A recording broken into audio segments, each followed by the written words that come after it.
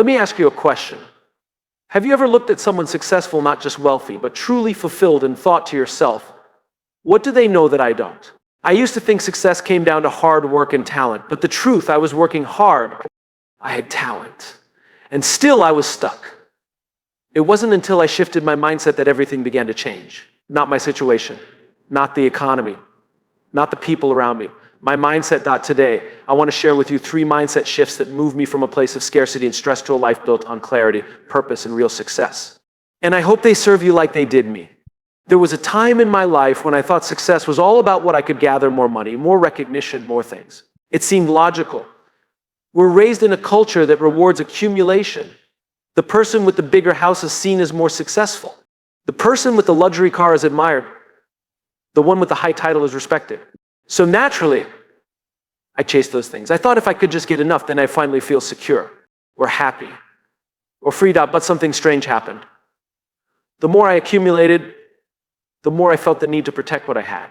I wasn't sleeping better, I was more anxious. I wasn't more generous, I was more guarded. I wasn't free, I was trapped in a cycle of constantly needing more to feel like I was enough.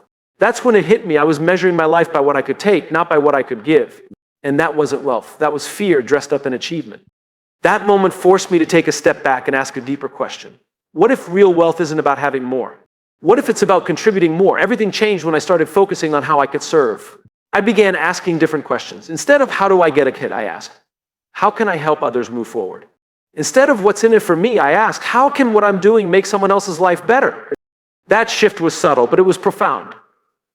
It didn't just change the way I worked, it changed the way people responded to me. Here's what I've learned. When your life is built on accumulation, it's easy to fall into comparison and scarcity. There's always someone with more. You're always chasing. But when your life is built on contribution, there's no finish line, just purpose. Every day becomes an opportunity to add value. And ironically, the more you give, the more that value flows back to you in ways money never could. You build trust.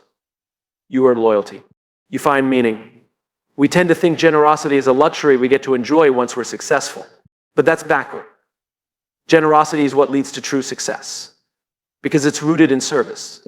And service is the foundation of leadership, growth, and fulfillment.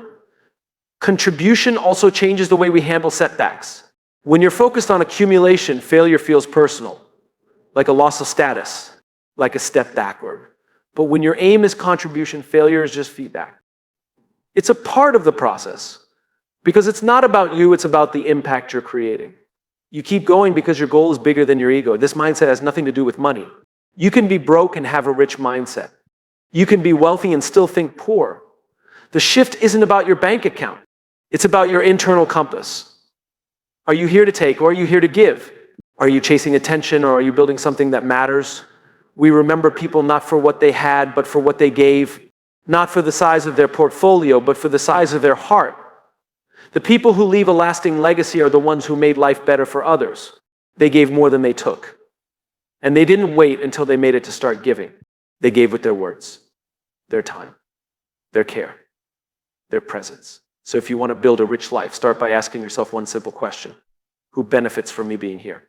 When you can answer that with honesty and intention, you've already stepped into a life of real wealth. A life built not on accumulation, but on contribution. For much of my early life, I believed that strength came from having the answers. I thought confidence meant being certain about your ideas, your path, your plans. I saw leaders who spoke with authority and assumed they were successful because they knew everything. So I tried to do the same. I tried to project confidence even when I wasn't sure. I avoided admitting I didn't know something. I saw asking questions as a kind of weakness, as in that I was behind or unprepared. But slowly, that mindset began to unravel. Because while I was trying to look smart, I wasn't actually getting smarter. I was staying inside the narrow walls of what I already knew. And when things didn't go as planned, I struggled. I didn't know how to adapt. I didn't have the tools to grow because I hadn't developed the habit of learning I'd been. Too focused on looking certain. Eventually, I met people who challenged that belief. People who were clearly brilliant, yet never acted like they had all the answers. In fact, they asked more questions than anyone in the room. They were curious, not just about business or ideas, but about people. They listened with intent. They asked why 5 times in a row. And when they didn't understand something, they said so openly. At first, it caught me off guard. But over time, I realized something. Curiosity is the real sign of strength. It shows you're open. It shows you're teachable. And it shows that you're more committed to growth than you are to ego. The truth is, certainty feels safe, but it's often limiting. When we cling to what we already know, we close the door on what we could know. We stop exploring. We stop evolving. We stop listening to new perspectives that might challenge us or expand our view. And that's a dangerous place to be, especially in a world that's changing so quickly. On the other hand, curiosity leads to connection. It creates space for new ideas to emerge. It invites collaboration.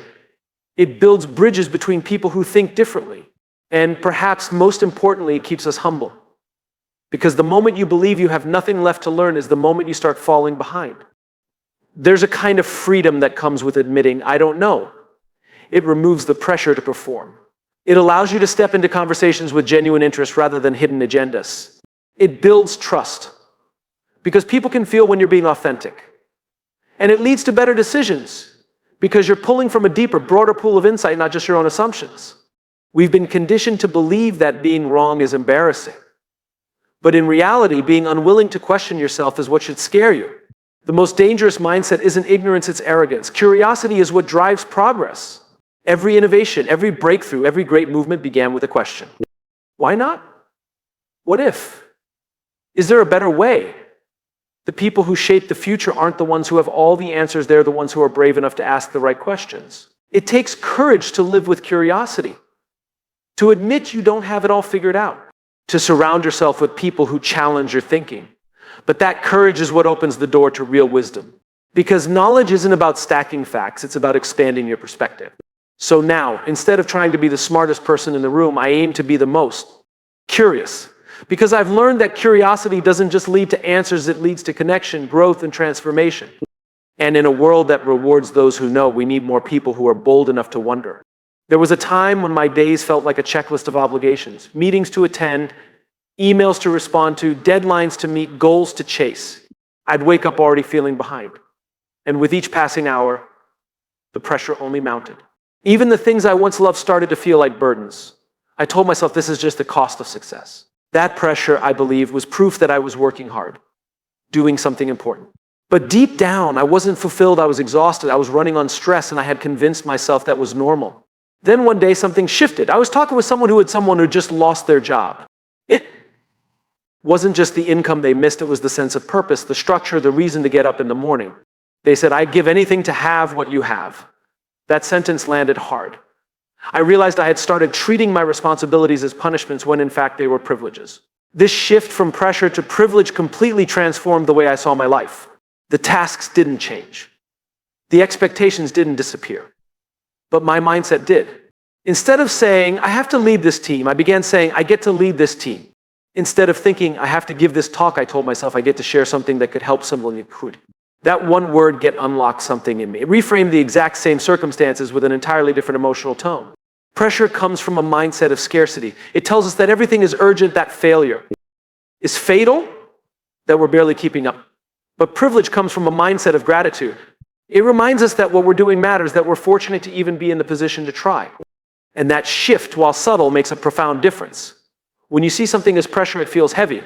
It wears you down. It becomes something to survive. But when you see that same thing as a privilege, it becomes lighter, even inspiring. You start to show up with more energy, more purpose, more presence. Think about it. How many people would love to have your problems? The stress of running a business, the challenge of raising a child, the responsibility of leading a team. These aren't just things to endure. They are signs that we're trusted, capable, and alive. That's not to dismiss how hard they are. Life is hard. But it's also incredibly meaningful when we stop to see it for what it really is. This mindset shift doesn't mean everything becomes easy. It means you become stronger. It means you stop letting stress define your experience and start letting purpose drive it. You begin to appreciate the weight you carry not because it's light, but because it's worth carrying. We live in a culture that celebrates hustle and burnout as if they're badges of honor. But working with a sense of burden is not the same as working with a sense of purpose. The most effective people aren't the ones who grind the hardest, they're the ones who stay connected to why they do what they do.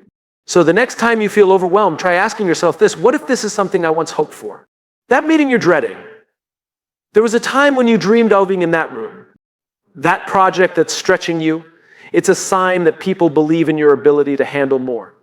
When we choose to view our responsibilities as privileges, not pressures, we don't just work harder, we work better, with more joy, more clarity, and more heart. Because at the end of the day, the goal isn't to get through life, it's to be fully present in it. And that begins when we stop saying I have to and start living with I get to. Most people try to change their lives by changing what they do. They set new goals, start new habits, chase new outcomes. And while that can work for a while, it often doesn't last. Because real transformation doesn't begin with behavior. It begins with identity. Who you believe you are shapes everything about the way you show up in the world. Your actions, your choices, your habits, they all flow from that core belief. I used to set goals based on what I wanted to achieve, more confidence, more success, more impact. I focused on the results, but I kept hitting a wall. I'd start strong, but eventually I'd drift back into old patterns. And for a long time, I thought the problem was motivation. But it wasn't. It was identity. Deep down, I was still operating from the mindset of someone who hoped to succeed, not someone who already was capable of it. That's when I learned something that changed everything. You don't rise to the level of your goals, you fall to the level of your beliefs about yourself. Think about it. If you believe you're a disciplined person, you'll act like it even when it's hard. If you see yourself as a leader, you'll step into challenges differently. But if you see yourself as someone who's just trying to keep up, who's never quite enough, that belief will quietly sabotage even your best efforts. Your identity is like the operating system running in the background. Most people try to upgrade their apps, new tools, new routines without updating the OS. But unless you shift the core, the system keeps pulling you back to what feels familiar. And familiarity, even when it's uncomfortable, is powerful. We will often choose a familiar struggle over an unfamiliar breakthrough. That's why lasting change requires a new story. Not just about the world, but about yourself. When I started seeing myself as someone who adds value, not someone trying to prove worth, my interactions changed. I wasn't chasing approval. I was showing up to serve. When I started seeing myself as a learner, not someone who had to know it all, I stopped fearing mistakes. I welcomed them because they were part of the process. And here's the thing, you don't have to wait for permission to shift your identity. It's not something that happens after you succeed. It's something you choose before and then you build evidence to support it. Start with small affirmations through action. If you want to be a writer, write. Even if it's just one sentence a day. If you want to be a leader, lead. Even if it's just by supporting one person around you. Your actions reinforce your identity, and over time they start to align. The goal is not to fake it, it's to build it day by day through intention and integrity. Changing your identity isn't about pretending to be someone you're not. It's about stepping into the version of yourself that has always been there but maybe got buried under fear, doubt, or conditioning. It's about remembering, not inventing, uncovering, not performing. Because when you shift your identity, the outcome takes care of itself. You don't try to act. Confident, you are confident. You don't force discipline, you live with purpose. You don't hustle to prove, you move with clarity. So, if you're stuck, if you're feeling frustrated by where you are or how little is changing, stop asking what you need to do. Start asking, who do I need to become? And when you find that answer, don't wait for permission. Begin living from that place, even in small ways. Because identity drives outcome, and the story you tell yourself is the one your life will eventually follow. There's a quiet myth many of us buy into without even realizing it, the idea that fulfillment comes from achievement. We tell ourselves that once we reach a certain level of success, once we've earned the title, hit the financial milestone, gained recognition, then we'll feel complete. And so we push, we climb, we chase. We do everything we're supposed to do to get ahead, thinking that somewhere at the top of that mountain we'll finally feel at peace. But here's what often happens instead. We get there wherever there is and we feel empty, maybe proud for a moment, maybe relieved, but not fulfilled because we were chasing something external to fill something internal. And what's internal can't be satisfied by status or applause. It can only be satisfied by purpose. I learned that the hard way. There was a time when everything on the outside looked great. The accomplishments were stacking up, the recognition was flowing, and yet something was off.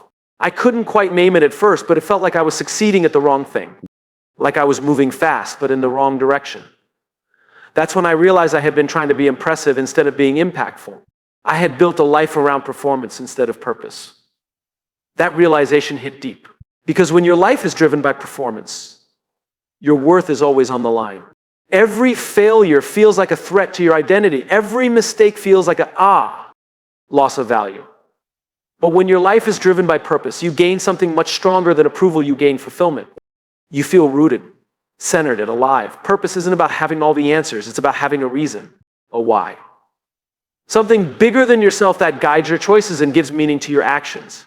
It doesn't have to be grand. It doesn't have to be global. It just has to be real. Purpose can be leading a team with care, raising a child with intention, building something that helps others grow, speaking a truth someone else needed to hear. When you connect your actions to a deeper reason, everything changes. Work becomes more than just tasks, it becomes service. Challenges become more than obstacles, they become opportunities to align more closely with what matters most. And here's the beautiful irony: when you stop chasing success and start chasing purpose, success often finds you anyway. But now it doesn't define you.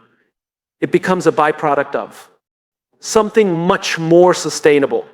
Fulfillment isn't a reward you get at the end of the road. It's how you feel while walking it, when you know that what you're doing matters. It's not about ease or comfort. Some of the most purposeful moments are hard. They require sacrifice, patience, even pain. But they're deeply satisfying. Because you know you're part of something meaningful. Something that would be less without you. Too many people spend their lives chasing success, only to realize they've neglected significance. But fulfillment comes when we flip that equation. When we ask not just what am I doing, but why am I doing it? When we stop trying to build a life that looks good and start building a life that feels right. If you want to feel truly fulfilled, stop looking outside yourself for validation. Start looking within for vision. Ask yourself, what do I care about so deeply that I'm willing to show up for it, even when it's hard? Who benefits from me being fully alive? Because at the end of the day, it's not about how much we've achieved. It's about how deeply we've lived. And we only live deeply when we live on purpose. For the longest time, I thought success started with strategy. I believed if I could find the perfect plan, the perfect steps, the perfect advice, then everything else would fall into place. I spent years collecting tools, tips, frameworks, trying to build the ideal path to where I wanted to go. But over and over, I watched two people follow the same advice, read the same books, even work with the same mentor, yet the results would be completely different. One would grow, the other would stall. One would persevere, the other would give up. It didn't make sense until I realized the difference wasn't in the strategy. It was in the mindset. Mindset is the real starting point. Before the actions, before the tactics, before the results, there's a belief. A lens through which we see the world, ourselves, and what's possible. That lens shapes every decision we make. It defines how we respond to failure, how we deal with uncertainty, and how we show up in moments of doubt. You can give two people the same opportunity. One sees it as a challenge, the other as a threat. One leans in, the other holds back. And that response doesn't come from the opportunity, it comes from the mindset they bring into it. That's why mindset is everything. It determines how high you'll reach, how long you'll stay in the game, and whether you'll keep going when nothing seems to be working. There's a reason the most successful people in any field don't just talk about skills, they talk about perspective. They talk about resilience, they talk about belief. Because they know that what happens inside you is just as important, if not more, than what happens around you. The right mindset doesn't guarantee immediate success, but it does guarantee you'll keep showing up, learning, adapting, and moving forward. And over time, that's what creates results. Not perfection, but persistence. Not certainty, but courage. A fixed mindset says, this is just how I am. A growth mindset says, I can learn.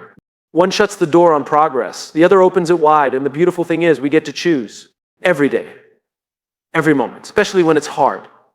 Mindset also affects how we handle failure. With the wrong mindset, failure becomes personal. It feels like a reflection of who we are. But with the right mindset, failure is data. It's feedback. It's not the end, it's the beginning of the next lesson. And when you see it, that way you stop avoiding failure and start learning from it. The same is true for success. With the wrong mindset, success becomes fragile, something you have to protect or constantly prove. With the right mindset, success becomes a platform to serve others, grow further, and deepen your impact. I've come to see mindset not as something you're born with, but something you build. It's a practice, a daily discipline. And it starts with the questions you ask yourself. Do you see problems as stop signs or stepping stones? Do you let fear lead? Or do you let curiosity pull you forward? Do you believe you're stuck?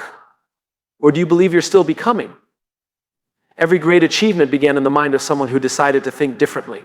Someone who chose to believe in possibility over limitation. That choice is available to all of us, not once, but every day. So if you're stuck, don't just look at your habits or your plans. Look at your mindset.